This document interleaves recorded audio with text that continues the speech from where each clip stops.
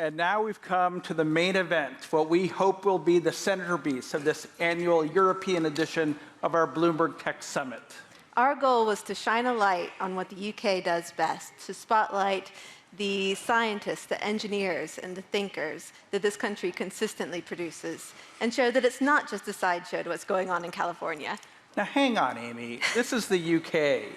Isn't this the land of overbearing regulation, prohibitive labor practices, a dearth of venture capital, an absence of big tech companies, and that's all before Brexit? Typical American.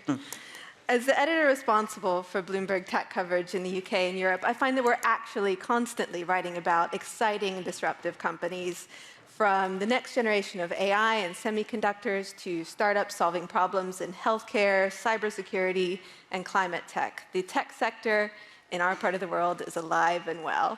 So a few months ago, as we were planning this event, we started thinking about ways to highlight the incredible innovation that's happening here in the UK. And the result is this list, the top 25 UK startups to watch. This was a real labor of love for the reporters and editors that put this together. In the end, we had more than 1,500 companies apply, and we were really astonished by the quality of some of the entries. It wasn't an easy task for our 12 judges who came from across the newsroom, from our climate tech vertical Green to editors who specialize in finance and healthcare and the food supply chain. Even our bureau chief got involved. They judged these companies based on their innovativeness, their adoption rate, and their potential to make an impact. And I really want to thank everybody who was involved with this, including the newsroom apprentices who spent most of their summer toiling over spreadsheets to make this happen. And by the way, 1,500 applications, on kudos to Amy and the team she put together. We really did look at all these applications methodically and winnow down this list. So perhaps without further ado, shall we unveil the winners? Okay, well, in no particular order. In the finance category, we have Monzo, a challenger bank offering customers access to checking accounts, loans, and investments from their mobile. Zilch, a buy now, pay later platform that makes money from targeted ads instead of interest rates. And Gaia, a really interesting insurance firm for IVF, taking the guesswork out of fertility treatment costs. In the enterprise category, we have Pragmatic Semiconductor, the maker of an affordable chip that's thinner than the human hair and doesn't rely on silicon. Paragraph, the first company in the world to mass-produce graphene-based electronic devices and chips. Universal Quantum, a company working to build quantum computers capable of tackling real-world problems that would take today's fastest supercomputers billions of years to solve. Synesthesia, a synthetic media platform that content creators can use to generate AI-powered videos. We saw a demonstration earlier today. Oxa, building autonomous driving software for industrial vehicles. Peak AI, a firm that helps businesses apply AI to everyday processes like inventory management and price setting. Simterra, a messaging app designed especially with complex construction projects in mind. PQ Shield, a cryptography company for a post-quantum world. And Quantexa, a firm that uses big data, network analysis, and AI to detect and prevent financial crime and give businesses insight about their customers. For consumers, we have OnlyFans, an online subscription platform for creators, which I'm sure you've heard of. We have Yoto, an audio player for kids with music, games, curated podcasts, that sort of thing. We have Koala, which makes comfy and affordable prosthetics for adults and kids that can be fitted hours after surgery and has proven particularly useful in war zones. And Elvie, the maker of a super quiet, hands-free breast pump and pelvic floor trainers that have a devoted following among new moms. In the health category, we have Chemify, a firm working to digitize chemistry and revolutionize drug and materials discovery. Genomics, a company using algorithms and big data to offer insights for preventative healthcare for clinicians managing the risk of common diseases and for drug companies developing drugs to fight diseases.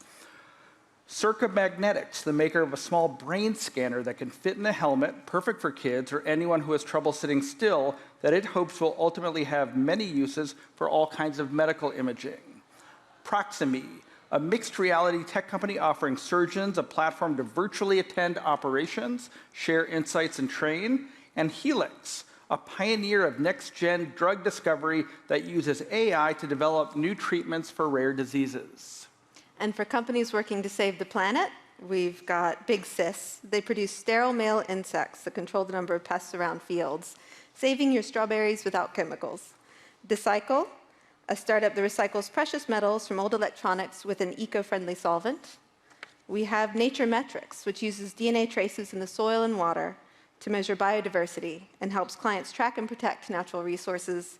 And last but not least, Airfinity, a company that uses machine learning to track how diseases spread through the population and whose tools provided valuable insights during the COVID-19 pandemic. And that's all 25. Okay. Please, would all the representatives from the startups who joined us today stand and have a round of applause.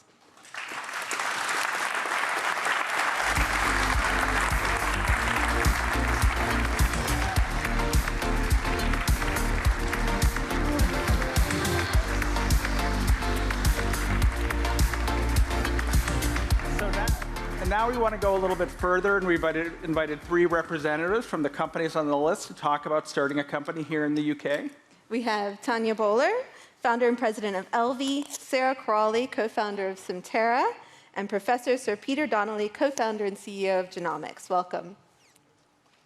As we're getting settled, I wanted to throw the first question to the audience. If we have the poll question, please. Oh. Do we? There we go.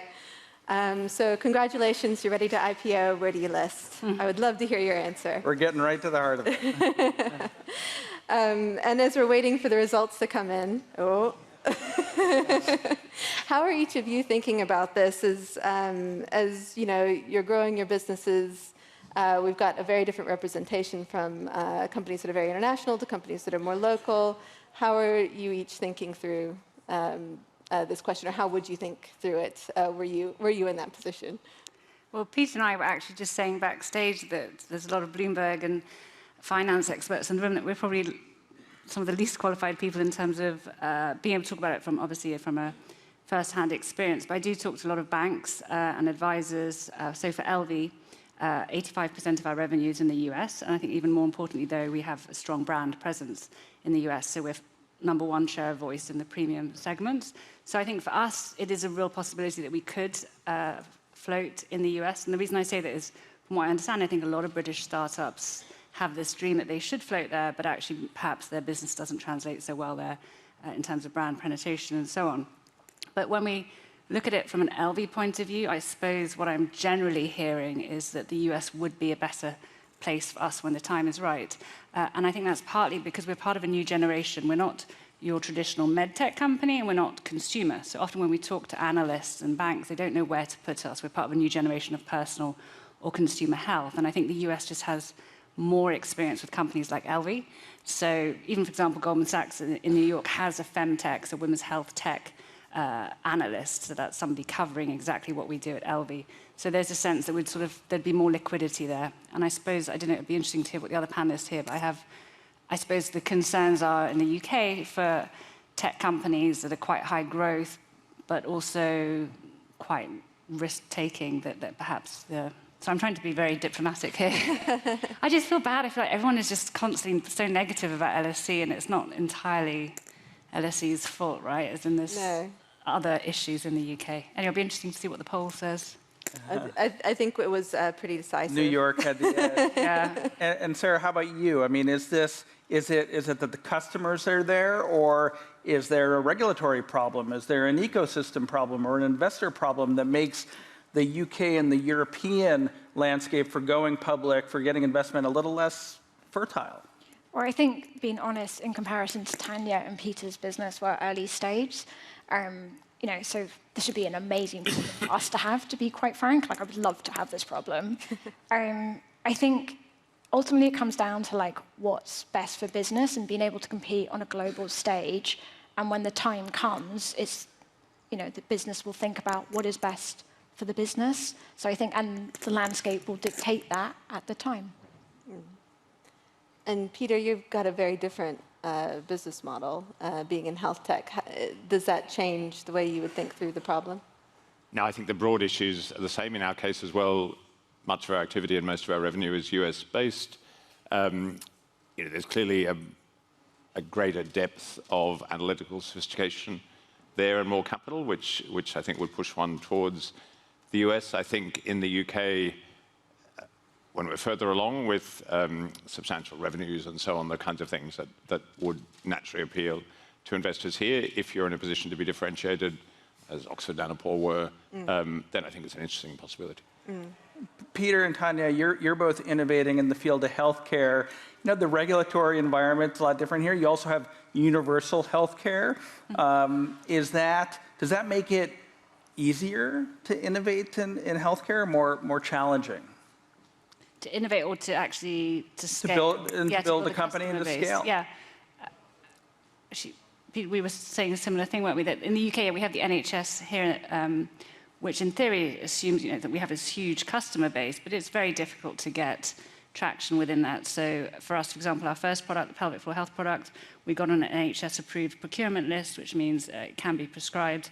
But we just found it so bureaucratic and it took too long compared to, say, launching in the US. So our second product category, breast pumps, it's been very easy to get into the health insurance market through DMEs. So for us, the scale of the US and actually the ease within that market is superior, I'd say, to the UK, unfortunately. And Peter's the scale and the power of the National Health Service, is that a headwind or a tailwind?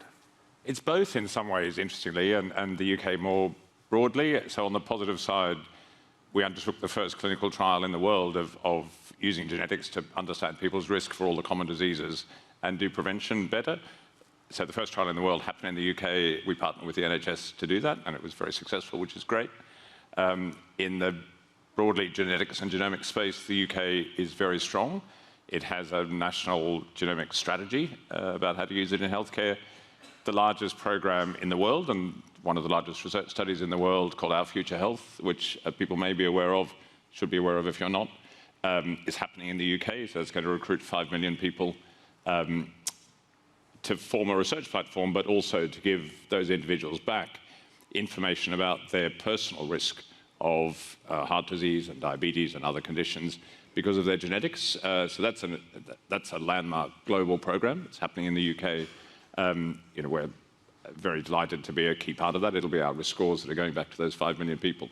So there are real positives about working in the UK.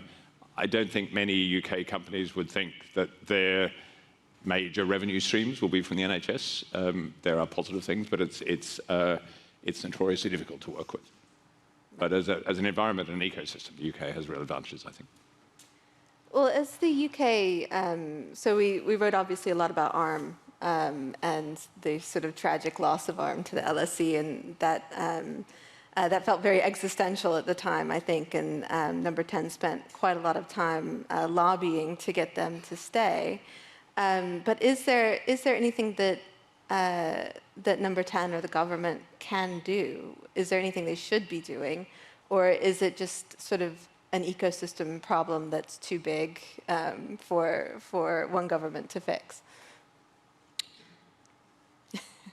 I think looking at it company by company, I think it would arguably be better to look at the wider ecosystem, at it kind of collectively.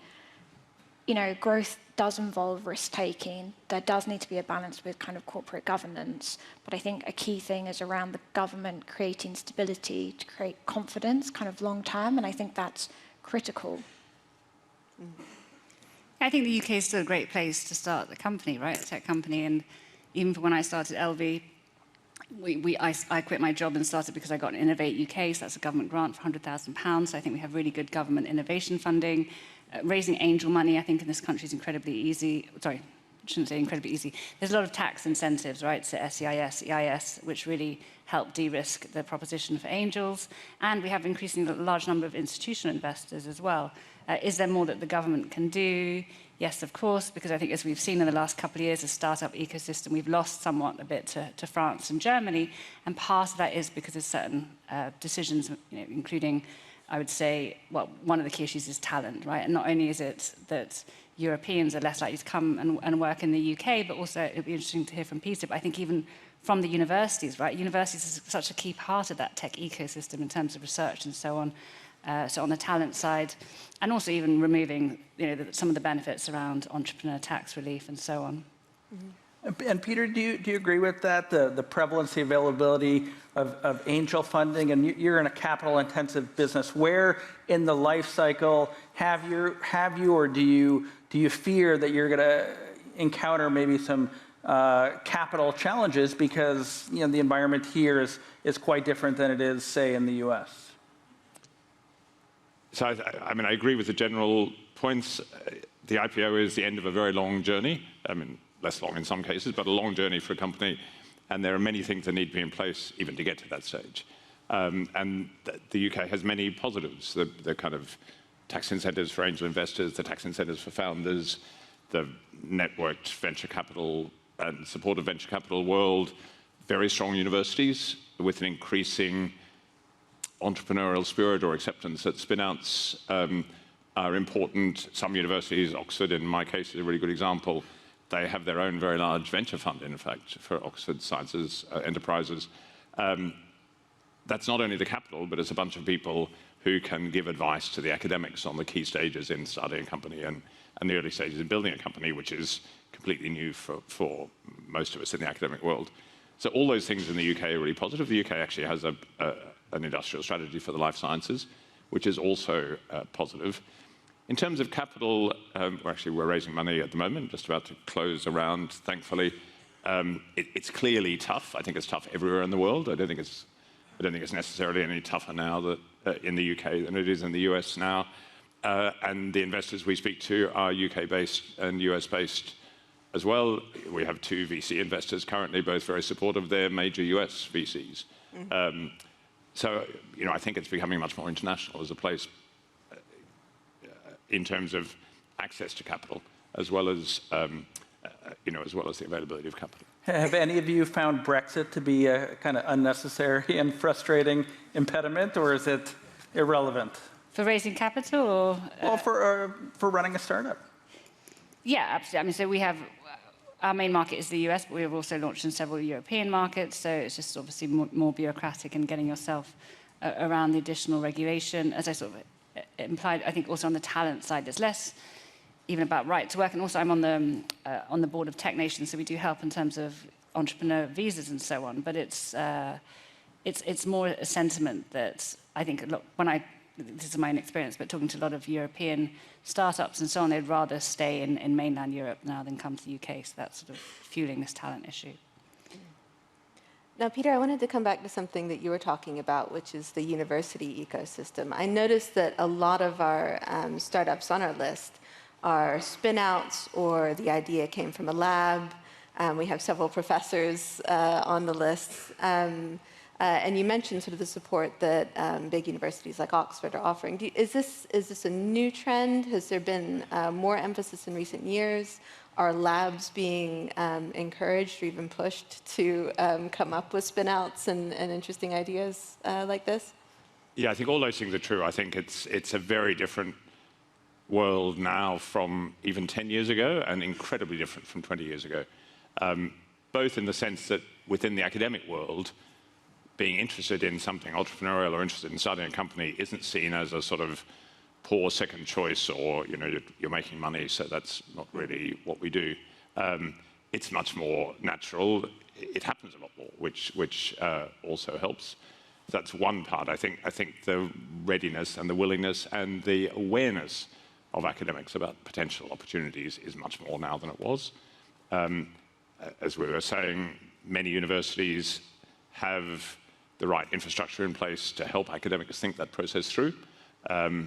Sometimes academics think that their great idea is going to solve some key problem, and there are bits they're missing, so that reality check can be helpful. But where there are good ideas, the support that gets it from a good idea into a startup that's well-funded and so on is critical, and that's now much more available. Was there any particular catalyst for this in recent years, or is it just sort of a growing awareness of the potential of the labs and the brain power in our universities here? I think there's a bit of a culture change in the academic world, as I said, to make this kind of thing a more natural opportunity.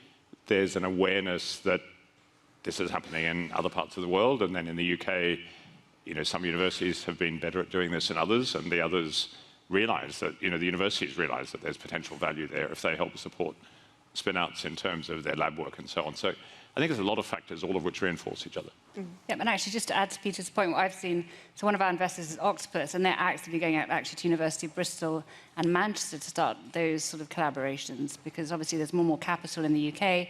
It's trying to go early, it's trying to find different pools to tap into, but obviously there's so much incredible IP at the university, so it's also, I think, coming from that side. It's really interesting.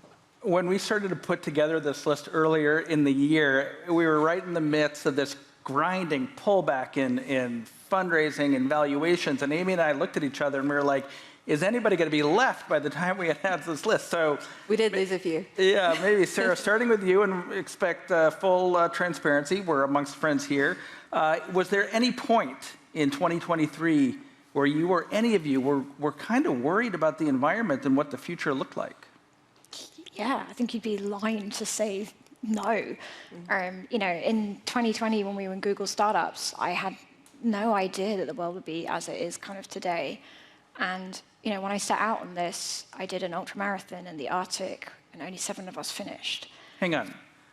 An ultramarathon in the Arctic. Yeah, and 7 of us finished. And I thought, that'd be a really good kind of yardstick to measure, being a, That's a metaphor for starting a company. But it turns for many, many things.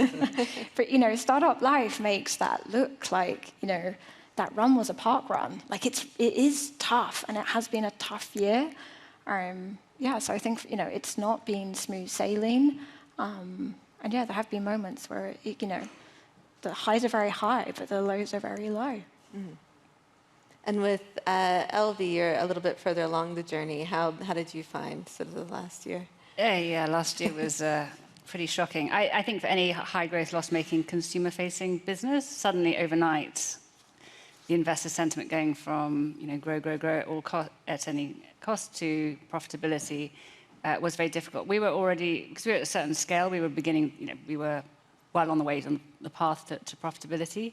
But we did have to sort of change strategy quite quickly. But I think particularly what's sad in my space, in women's health tech, LV has scaled certain points so we could sort of buffer those changes. But I think a lot of startups, much earlier stage, who hadn't quite proven out their product proposition and so on, have unfortunately fallen by the wayside. So it was a hard year last year. And I think from what I can see, even though the public markets have improved, I think private capital raises are not in a particularly good place yet this year either. Right. So it continues to be tough. Was it any different for you with sort of the No, university ties? It has been tough. The whole sentiment of investors is completely different. You could get a long way on hope and promise and good ideas and an encouraging business model that had revenue in the future, but it's all about what's happening now. That's a big change, and if you're at the wrong stage as a company, it's particularly challenging. I'm kind of naturally very optimistic, so maybe I haven't worried about it as much as I could have, but it has been a really tough year. I mean, we're ending up the year, and it looks like we're in sort of the last minute of our panel as well. So, I mean, lightning round, how are you looking out to 2024? Are you more optimistic? Are you concerned? Or how are you each feeling? We'll start with Tanya.